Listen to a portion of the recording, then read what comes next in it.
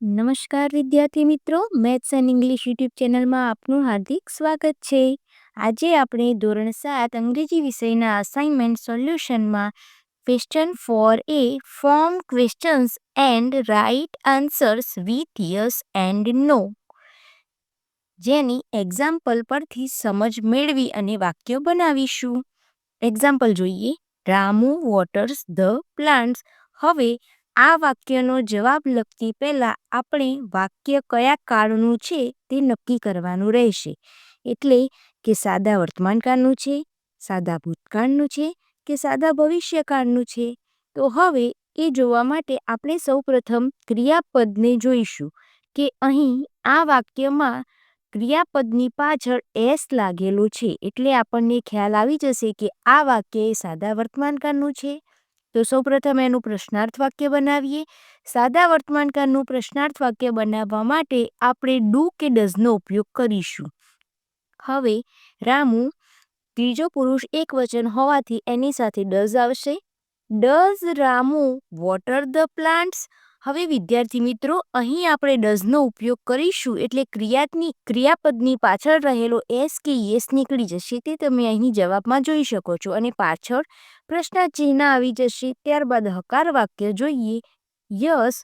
હવે અહીં આપણે હકાર વાક્ય બનાવીએ ત્યારે રામુની જગ્યાએ સર્વનામનો ઉપયોગ કરવાનો. રામુની જગ્યાએ કોઈ પણ નામ હોય તો એની જગ્યાએ એનું સર્વનામ મૂકવાનું. તો રામુ છોકરો છે એટલે એની જગ્યાએ આપણે હી સર્વનામનો ઉપયોગ કર્યો. Yes he does. નકાર વાક્ય નો હી ડઝન્ટ. હવે ક્વેશ્ચન 1 જોઈએ. Arjun went to Surat.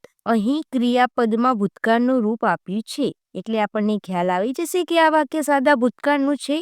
તો એનું પ્રશ્નાર્થ વાક્ય બનાવીએ. સાદા ભૂતકાળનું પ્રશ્નાર્થ વાક્ય બનાવવા માટે આપણે ડીડનો ઉપયોગ કરીશું. ડીડ અર્જુન. જ્યારે ડીડ આપણે વાપર્યું તો વેન્ટનું મૂળ રૂપ થઈ જશે એટલે કે go. Did Arjun go to Surat. પાછળ પ્રશ્નાર્થ ચિહ્ન. હવે હકાર વાક્ય યસ હી ડીડ. નકાર વાક્ય નો હી ડીડન્ટ. ચંટુ Mohan made tea for us. અહીં પણ ક્રિયાપદ ભૂતકાળનું આપેલું છે એટલે પ્રશ્નાર્થ વાક્ય ડીડથી બનશે. Did Mohan make tea for us. હકાર વાક્ય યસ હી ડીડ. નકાર વાક્ય no he didn't. Question 3. Nisha makes tea. અહીં ક્રિયાપદની પાછળ એસ લગાવેલો છે એટલે સાદા વર્તમાનકાળનું પ્રશ્નાર્થ વાક્ય બનાવીશું. Does Nisha make tea. હકાર વાક્ય યસ. નિશા છોકરી છે તો સર્વનામ શી છે. Yes she does. નકાર વાક્ય no she doesn't. Question 4. Amar and Amit walk to school. હવે આ વાક્યમાં ક્રિયાપદની પાછળ એસ પણ લગાવેલો નથી, ભૂતકાળનું રૂપ પણ નથી અને સાદો ભવિષ્યકાળ હોય તો વિલ હોય પણ વિલ પણ નથી. એટલે બહુવચન હોવાથી અહીં ક્રિયાપદની પાછળ એસ કે યસ લાગેલો નથી એટલે આપણને ખ્યાલ આવી જાય કે આ વાક્ય સાદા વર્તમાનકાળનું છે. તો પ્રશ્નાર્થ વાક્ય બનાવીએ ડુથી. Do Amar and Amit walk to school. હકાર વાક્ય બે નામ હોવાથી બહુવચન થઈ ગયું એટલે સર્વનામ ધે વાપરીશું. Yes they do.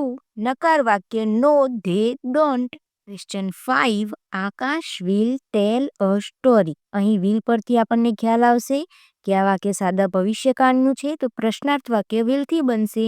Will Akash tail a story. હકાર વાક્ય યસ હી વિલ. નકાર વાક્ય no he won't. Question 6. Ali will buy books. ફરીથી વિલ આવ્યું એટલે ખ્યાલ આવી જશે કે સાદા ભવિષ્યકાળનું વાક્ય છે. પ્રશ્નાર્થ વાક્ય વિલ અલી બાય બુક્સ. હકાર વાક્ય યસ હી વિલ. નકાર વાક્ય no he won't. Question 7. The children play chess. અહીં પ્લે ક્રિયાપદ પરથી ખ્યાલ આવશે કે સાદો વર્તમાનકાળ દર્શાવે છે. ધ ચિલ્ડ્રન બહુવચન હોવાથી ડુ આવશે. Do the children play chess. હકાર વાક્ય યસ ધે ડુ. નકાર વાક્ય નો ધે ડોન્ટ.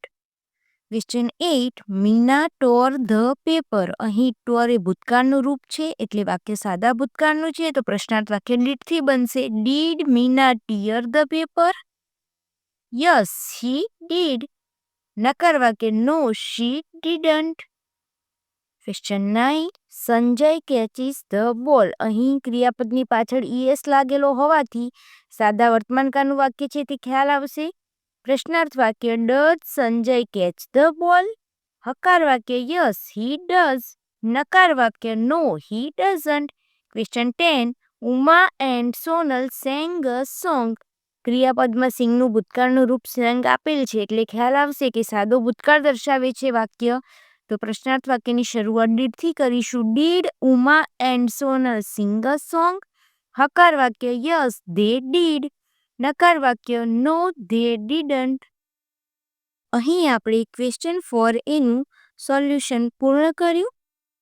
વિદ્યાર્થી મિત્રો, આવા જ અવનવા ઉપયોગી વિડીયો જોવા માટે અમારી ચેનલ મેથ્સ એન્ડ ઇંગ્લિશને સબસ્ક્રાઇબ કરવાનું ભૂલતા નહીં અને વિડીયો ગમ્યો હોય તો like and share with your friends.